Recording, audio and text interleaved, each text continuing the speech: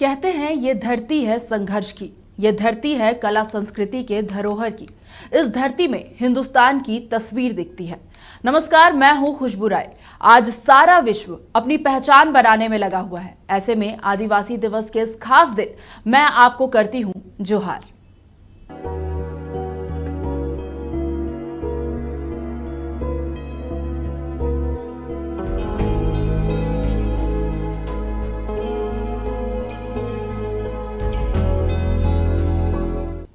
इतिहास के पन्नों में आदिवासियों की कहानी एक अलग रूप, एक अलग तस्वीर पेश करती है।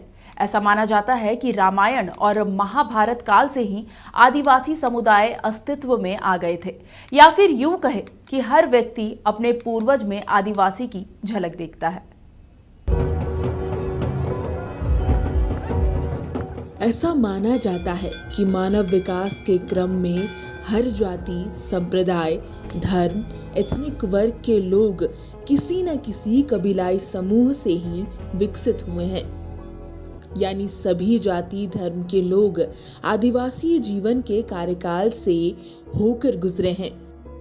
इतिहास साक्षी है कि सबसे पहले आदिवासी से सभ्य नागरिक बनने के प्रमाण सिंधु घाटी सभ्यता से मिले हैं, और यह भी सिद्ध हो चुका है कि सिंधु घाटी सभ्यता यहाँ के मूल निवासियों और जनजातियों की एक विकसित शहरी सभ्यता थी। आदिवासी शब्द दो शब्दों आदि और वासी से मिलकर बना है, और इसका अर्थ मूल निवासी होता है। भारत की जनसंख्या में एक बड़ा हिस्सा आदिवासियों का है। जनजातियों को आदिवासी के एक रूप में देखा जाता है। कहते हैं आदिवासी का मूल अर्थ यही है कि जो प्रारंभ से एक जगह पर रहता हो। आदिवासियों को वनवासियों से जोड़कर भी देखा जाता है। 400 पीढ़ियों पूर्व सभी एक देश में रहते थे, लेकिन विकास के कारण पहले गांव बने, फिर कस्बे और फिर अंत में नगर।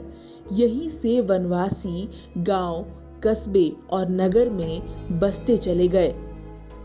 भारत का संविधान भी आदिवासी या आदिम जाति शब्द का प्रयोग न करके अनुसूचित जनजाति या शेड्यूल ट्राइब शब्द का प्रयोग करता है। जनजातियों के लिए चाहे जिस भी नाम का प्रयोग किया जाए, पर सच तो ये है कि ब्रिटिश काल में इनकी हालत बहुत दयनीय हो चुकी थी और इनके गौरव और सम्मान पूरी तरह नष्ट हो चुके थे। भारत में आदिवासियों को प्रायः जनजातीय लोग के रूप में जाना जाता है। आदिवासी मुख्य रूप में भारतीय राज्य उड़ीसा, मध्य प्रदेश, छत्तीसगढ़, राजस्थान आदि में बहुसंख्यक व गुजरात, महाराष्ट्र, आंध्र प्रदेश, बिहार, झारखंड, पश्चिम बंगाल में अल्पसंख्यक हैं, जबकि भारतीय पूर्वोत्तर राज्यों में यह बहुसंख्यक हैं। भारत सरकार ने इन्हें भारत के संविधान की 5वीं अनुसूची में अनुसूचित जनजातियों के रूप में मान्यता दी है। कहा जाता है कि जो आदिवासी गांव, कस्बे और शहरों में रहने लगे, उनमें धीरे धीरे बदलाव देखा जाने लगा, लेकिन सभी एक ही डीएनए के हैं। और ये तो बहुत अभी हाल फिलहाल की बात है कि इसको किसी को आदिवासी कैटेगरी में रखा गया, किसी को शेड्यूल कास्ट के कैटेगरी में रखा गया। ये सब तो अभी हाल फिलहाल का बात है, लेकिन शुरू में सारे के सारे लोग आदिवासी थे। इसीलिए आज भी लोग कहते हैं कि नहीं, झारखंड में ही रहने वाले लोग, कि झारखंड के रहने वाले आदिवासियों को केवल आदिवासी क्यों मानते हैं। हम लोग भी तो जरूर अगली जाति के हैं, लेकिन शुरू से यहाँ से रह रहे हैं। आदिवासी का मतलब आदिकाल से रहने वाले वासी, तो हम लोग भी आदिकाल से रह रहे हैं, इसलिए हम लोग भी आदिवासी हैं। भारत में लगभग 461 जनजातियां हैं। उन सभी आदिवासियों का मूल धर्म हिंदू ही है, लेकिन धर्मांतरण के चलते कई आदिवासी ईसाई, मुस्लिम और बौद्ध भी होते चले गए। ये भगवान शिव की मूर्ति की नहीं, शिवलिंग की पूजा करते हैं। उनके धर्म के देवता शिव के अलावा भैरव कालिका और कुल देवता ग्राम देवता होते हैं। भारत के हिंदू धर्म में उन्हीं प्राचीन आदिवासियों का धर्म मिलता चला गया, जिसे शिव कहा गया है। आज आदिवासियों, वनवासियों और दलितों के बीच जो धार्मिक और सांस्कृतिक परंपरा, रीति रिवाज है, वह सभी श्री राम की ही देन है। भगवान राम भी वनवासी ही थे। उन्होंने वन में रहकर संपूर्ण वनवासी समाज को एक दूसरे से जोड़ा और धार्मिक तरीके से रहना सिखाया। आदिवासियों की परंपरा जितनी पौराणिक है, उतनी ही इसमें आ रहे बदलाव को भी महत्व दिया जा रहा है। ऐसे में आज का आदिवासी गांव और कस्बों से निकलकर नई मिसाल गढ़ रहा है और गर्व कर रहा है अपने वंशज पर। ले चलते हैं आपको साहिबगंज। 75 साल का हिंदुस्तान, लेकिन यहाँ के आदिम जनजाति किस हाल में है, जानकर आपको आश्चर्य होगा। आदिम जनजाति की ये तस्वीर हमें सोचने को मजबूर कर देती है।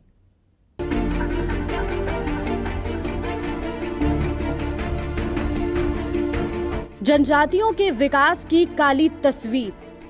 75 साल का हिंदुस्तान और विकास के दावे फेल। खंबे हैं पर बिजली गायब, चापाकल है पर पानी गायब। देश के सबसे पिछड़े इलाके में से एक, स्वागत है आपका साहिबगंज के नर्क में। झारखंड का संथाल इलाका, जिसे जनजातियों का गढ़ माना जाता है। ऐसे कई जनजातीय समूह यहाँ देखे जाते हैं जो अब विलुप्त होने के कगार पर है। साहिबगंज का यह इलाका पहाड़िया और संथाल प्रिमिटिव ट्राइब का गढ़ माना जाता है।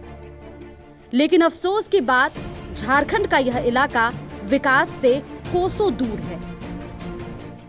यहाँ पर देखिए बहुत समस्या है। पेयजल वाला कोई व्यवस्था नहीं है। कोई यहाँ पर दूर दूर से हम लोग पानी लाते हैं। चापाकल भी नहीं, एक ही तो चापाकल है, सरकारी चापाकल। कुआं भी दूर है, बहुत नीचे से हम लोग पानी ई करके लाते हैं। फिर स्कूल के यहाँ पर स्कूल के बारे में भी हम बताना चाहते हैं कि बहुत समस्या है यहाँ पर। ना शिक्षक रहते हैं, ना यहाँ पढ़ाई होते हैं। यहाँ का ना पानी का बहुत मुश्किल है। चापाकल भी नहीं है। हम लोग पानी ले जाते हैं स्कूल से। स्कूल का चापाकल है, वहीं से ले जाते हैं। झारखंड में कुल 32 जनजातियों का समूह देखा जाता है, जिसमें से 8 जनजातियों को आदिम जनजाति की श्रेणी में रखा जाता है। यह इलाका उसी आदिम जनजाति का एक हिस्सा माना गया है। आज यहाँ के आदिम जनजाति हर सरकारी योजनाओं से दूर हैं। कईयों को तो योजनाओं की जानकारी तक नहीं है। स्वास्थ्य और शिक्षा पर सबसे ज्यादा असर दिखता है।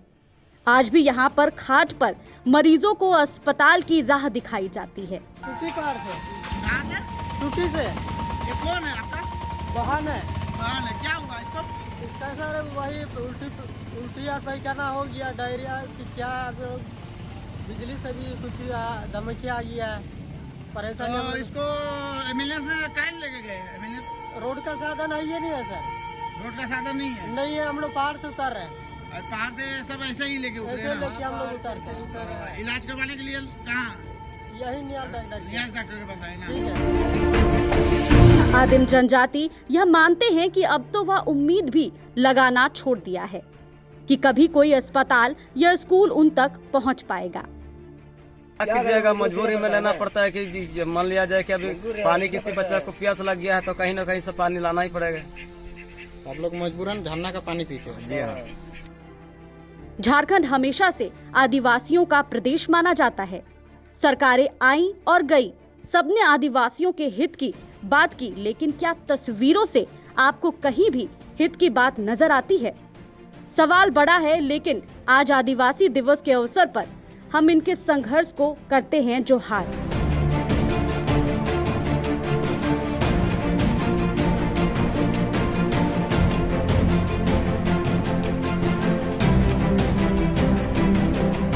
यहाँ यहाँ रुकते हैं छोटे से ब्रेक के लिए और ब्रेक के बाद झारखंड के अलग अलग क्षेत्रों की कहानी हम आपको दिखाएंगे, तस्वीरें हम आपको दिखाएंगे जहाँ की आदिम जनजाति आज भी योजनाओं से परे है।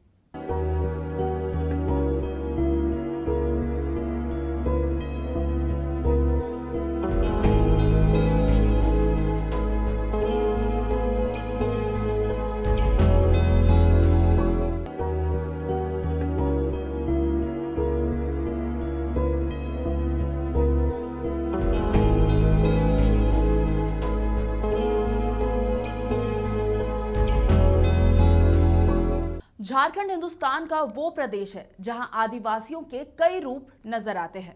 ये प्रदेश 32 जनजातियों का प्रदेश है और यहां लगभग 48% आबादी इन्हीं आदिवासियों की है।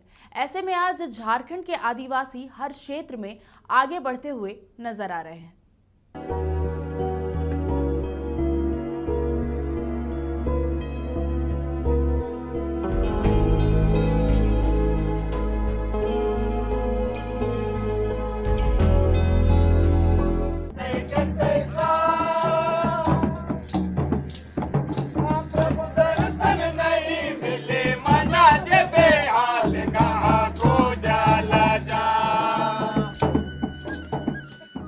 छोटा नागपुर के सबसे आदिम इलाकों में से एक लोहरदगा का वो इलाका जहां झारखंड की एक अलग तस्वीर नजर आती है। यहाँ के लोगों ने वर्षों से इन पठारी इलाकों को अपना दोस्त बनाकर एक रिश्ता कायम कर लिया है। इन इलाकों में रहने वाले लोग मूलभूत सुविधाओं से हमेशा महरूम रहे हैं। आज हमारा देश अपनी 75वीं स्वतंत्रता दिवस मनाने की तैयारी कर रहा है, लेकिन इस इलाके के अंतिम छोर तक अभी तक हमें हिंदुस्तान की वही पुरानी तस्वीर नजर आती है। हम लोग का ये बहुत ही यहाँ तकलीफ हो रहे हैं। ना तो रोड है हम लोग का, ना तो हॉस्पिटल है, ना तो स्कूल है। पढ़ाने लिखाने में बहुत तकलीफ हो रहे हैं। ऐसे जैसे तैसे हम लोग जीवन पाल रहे हैं, दिवस मना रहे हैं।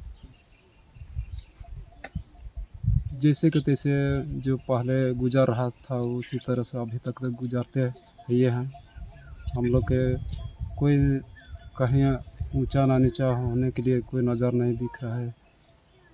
कैसे करें? योजना तो सुनते हैं, आता है, लेकिन तो हम लोग के पास नहीं पहुंच पाता है। एकदम कुछ जानबे नहीं करते हैं कि कैसे का योजना है का नहीं, इसको हम लोग को मालूम नहीं होता है। एखनो तक ले वही अथी परिस्थिति में हमरे मने ये ही कि हमरे मन कर अथी छुआ पुता के कैसे लिखाली पढ़ाली से हो एखन तक ले लिखे पढ़े भी नखे करे पार अथी हमरे मने एकदम मने अपने एकदम मने अथी कोयला पोखल बेच के अथी हमरे मने छुआ पुता का पोषण पालन कर ली। ना कपड़ा लता के ठिकान, ना हमरे मने कर कोई अथी खाक पिए के ठिकान। इसी तरह से हमरे मने 10 बजे रात तक ले आवत रही हमरे मने लोहरदगा से, तब पैदल हो दोनों साइड पैदल जाके अतीने से भी अथी बेचे ले भी जात रही पैदल और उन्हें से भी पैदल आवे। वैसन हमरे मने परिस्थिति एखनो बीतती हाल ही एखन तक ले हमरे मने के सरकार अभी तक ले नजर नहीं के है। तो हमें वही हमरे मने के गनीमत है कि किसी तरह से एखनो गुजारा कोनो लखे चला थी। छुआ पुता के एखनो पढ़ाई लिखाई नहीं पा रहा थी। यह तो हमरे मन कर कमी है और एखन तक ले सरकार यहाँ हमरे मन कर नजर नहीं के है। हमर छुआ पुता के बाल बुतरू के कैसे कैसे पढ़ाब लिखाब का करब और कैसे हमरे मन खाते पियाते से हमरे मन के बहुत दिक्कत है। पगडंडियों के सहारे गांव तक पहुंचना, कोई बीमार हो जाए तो उसे अस्पताल पहुंचाने का तरीका अपने आप में अजीबोगरीब। शाम होते ही एक अजीब सा खौफ इनकी दिनचर्या का मानो हिस्सा बन गया हो। न 2 वक्त की रोटी, न बदन पर कपड़े। क्या हमने कभी ऐसे हिंदुस्तान का सपना देखा था?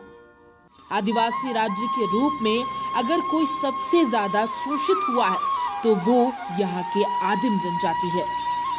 आज भी यहाँ के बच्चे अपनी पढ़ाई अधूरी छोड़कर जंगल में जीवन को तलाशने निकल जाते हैं।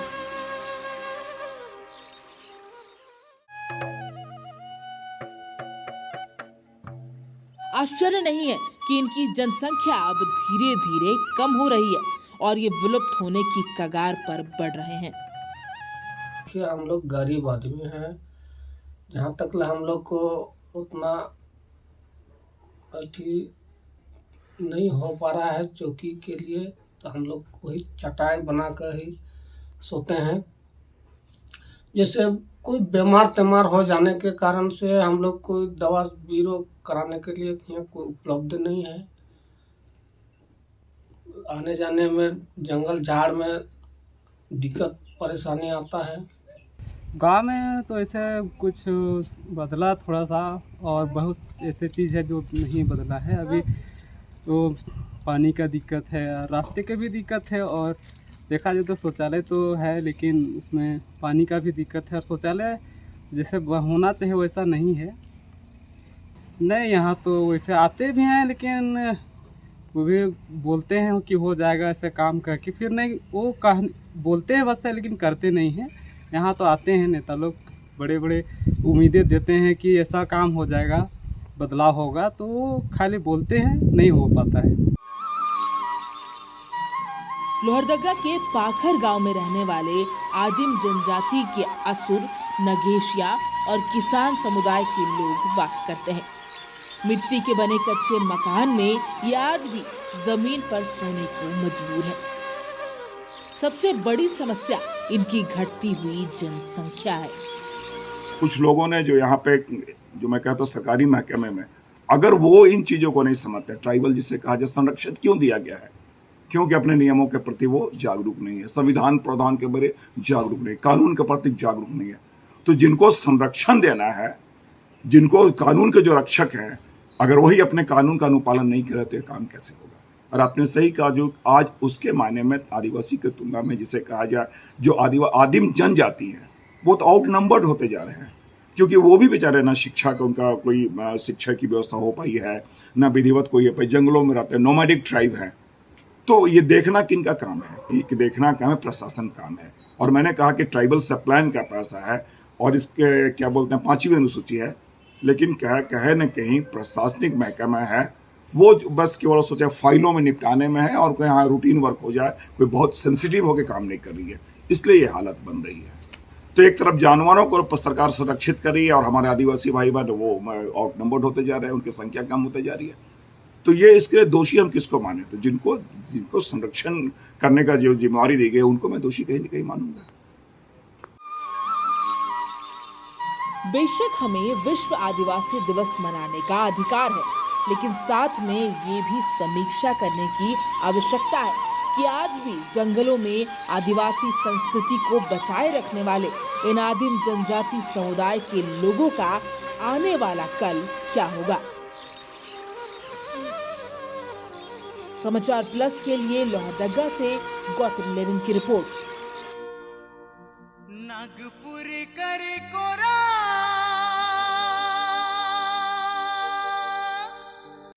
आदिम जनजातियों के लिए सरकार द्वारा कई तरह की योजनाएं बनाई जाती है, लेकिन शायद तालमेल की इतनी कमी है कि लाभुक इन तक पहुंच ही नहीं पाते। ये योजनाएं उन तक पहुंच ही नहीं पा रही है। अब आपको लेकर चलते हैं गुमला और वहां की तस्वीर आपको दिखाते हैं।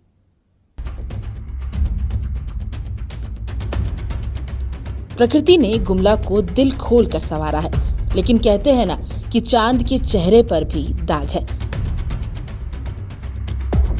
गुमला की आदिम जनजातियों की दशा देखते हैं तो ऐसा ही एहसास होता है। कहने को तो झारखंड आदिवासी राज्य है। झारखंड बनने के बाद एक को छोड़कर यहाँ सभी आदिवासी मुख्यमंत्री ही हुए हैं, मगर आदिवासियों की किस्मत कहाँ बदल पाई? गुमला भी तो आखिर इसी राज्य का हिस्सा है, तो फिर उसकी तकदीर राज्य से अलग कैसे हो सकती है? गुमला मुख्यालय से 20 किलोमीटर दूरी पर ये पूरा क्षेत्र तेतरडिपा क्षेत्र पड़ता है।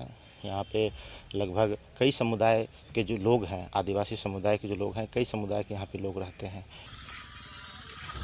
कई मायनों में तो दूसरे जिलों के मुकाबले आदिम जनजातियों की स्थिति यहाँ और भी बदतर है। बेरोजगारी, गरीबी, अशिक्षा और नशापन ने इन्हें समाज के पिछले पायदान पर पहुंचा दिया है। गरीबी और अशिक्षा तो यहाँ पहले से ही है। नया राज्य बनने के बाद एक उम्मीद सरकारी योजनाओं का लाभ मिलने की थी, लेकिन वो भी पूरी नहीं हो सकी। पूर्वजों का वही रोजी रोटी था सर, क्या यही खेती बाड़ी, उसके अलावा थे? उसके अलावा कुछ नहीं है। यही वो लोग भी काठिया झूरी करता था, लकड़ी बेचते थे जी। उसके बाद फिर और उससे पूर्व तो नहीं पहुंचाए हैं, तो क्या बताएं। उससे पहले तो नहीं चलता है ना सर, इसलिए ना लकड़ी काठी करते हैं।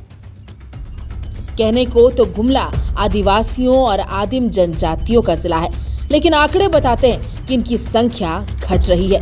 ये जनजाति विलुप्ति के कगार पर है। ये कहना भी गलत नहीं होगा कि गुमला जिले में 9 प्रखंड है, 52 पंचायतें हैं, 171 गांव हैं, मगर 3904 आदिम जनजाति परिवार ही यहाँ निवास करते हैं। ऐसा नहीं है कि आदिम जनजातियों की दशा सुधारने के लिए योजनाएं नहीं बनी, लेकिन उन तक सही तरीके से पहुंच ही नहीं सकी। कुछ नहीं मिला है उसके तरफ से। किसके तरफ से? सरकार की तरफ से कोई सहयोग नहीं। अपना लकड़ी बेच के अपन पसीना गरा के किसी तरह से रोजी रोटी चल रहा है। राशन मिलता है और कुछ नहीं मिलता, राशन कार्ड मिलता है। एक बकरी व बकरा वितरण योजना है, लेकिन ये कागजों में ही बट गई, जनजातियों तक नहीं पहुंच पाई। एक और बड़ी योजना आदिम जनजातियों के लिए पक्का आवास देने की। पक्का आवास मिलना तो दूर, उन्हें कोई आवास ही नहीं मिल सका। डाकिया द्वारा घर घर राशन पहुंचाना भी भारतीय डाक ही बन गया। जब ये योजनाएं उन तक नहीं पहुंची तो फिर पानी, बिजली, सड़क, स्वास्थ्य सुविधा की बात करना ही बेमानी है। लेकिन मात्र वो एक छलावा है, एक दिखावा है। धरातल पे अगर आके देखा जाए तो अभी भी ऐसे असंख्य जनजाति परिवार विलुप्त होने की कगार पे हैं। उनको किसी भी प्रकार का सरकारी सुविधा ना के बराबर है। तो हमारा ये आदिवासी दिवस जो है मात्र एक दिखावा है, छलावा है। अगर आदिवासियों के लिए मूल रूप से करने की बात अगर कही जाए तो धरातल पे आके जंगलों में, पहाड़ों में, खेत खलिहानों में आके सरकार करे, तब ये जो पहल है उनका ये सार्थक होता नजर आएगा। सरकारी योजनाएं इन तक नहीं पहुंच सकी, इसकी जिम्मेदार सिर्फ सरकार ही नहीं है। आदिवासियों के अपने भी अपनों के दुश्मन बन बैठे हैं। कई स्वार्थी आदिवासी मुखिया के चलते योजनाएं रास्ते में ही रह जाती हैं। कुछ सक्षम आदिवासी भी अपनी जाति के दुश्मन बने बैठे हैं। इसके कारण भी योजनाओं का लाभ जरूरतमंदों तक नहीं पहुंच पाता।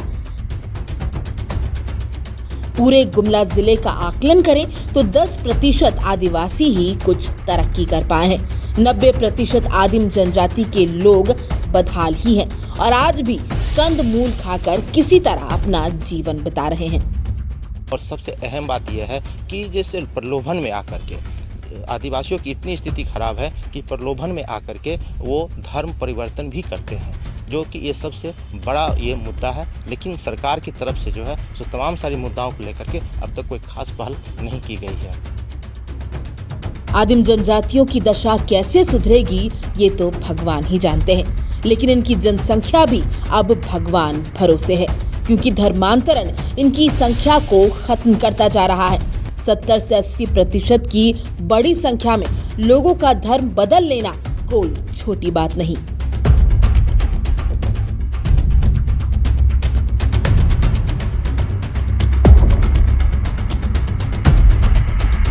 आदिवासी दिवस के दिन हम संकल्प लेते हैं कि यहाँ की विरासत और यहाँ की कला संस्कृति को संजो कर रखेंगे। अगर आदिवासियों के उत्थान की बात करनी है तो डायन प्रथा, पलायन, शिक्षा और रोजगार पर एक फुल प्रूफ प्लानिंग की जरूरत होगी। राजनीतिक इच्छा शक्ति से ऊपर उठकर इनके स्थिति को गौर से देखना पड़ेगा। और सुनते हैं जाते जाते मधुर मंसूरू के उस गीत को जो झारखंड की तस्वीर को बयां करती है। गाँव छोड़ब नहीं, हम जंगल छोड़ब नहीं, और माए माटी छोड़ब नहीं, लड़ाई छोड़ब नहीं। बांध बनाए, गांव डुबोए, कारखाना बनाए, जंगल काटे, खादान कोड़े, सेंचुरी बनाए। बांध बनाए, गांव डुबोए, कारखाना बनाए, जंगल काटे, खादान कोड़े, सेंचुरी बनाए। जल जंगल जमीन छोड़ी हमीन कहाँ कहाँ जाए, विकास के भगवान बता हम कैसे जान बचाएं, भाई हम कैसे जान बचाएं। हम गाँव छोड़ब नहीं और जंगल छोड़ब नहीं, और माए माटी छोड़ब नहीं, लड़ाई छोड़ब नहीं। बांध बना ले, गांव डुबा ले, कारखाना बना ले, और जंगल काटी जमीन लूटी। बांध बनाए, गांव डुबोए, कारखाना बनाए, जंगल काटे, खादान कोड़े, सेंचुरी बनाए। बांध बनाए, गांव डुबोए, कारखाना बनाए, जंगल काटे, खादान कोड़े, सेंचुरी बनाए। जल जंगल जमीन छोड़ी हमीन कहाँ कहाँ जाए, विकास के भगवान बता हम कैसे जान बचाएं, भाई हम कैसे जान बचाएं। गाँव छोड़ब नहीं, जंगल छोड़ब नहीं, माए माटी छोड़ब नहीं, लड़ाई छोड़ब नहीं।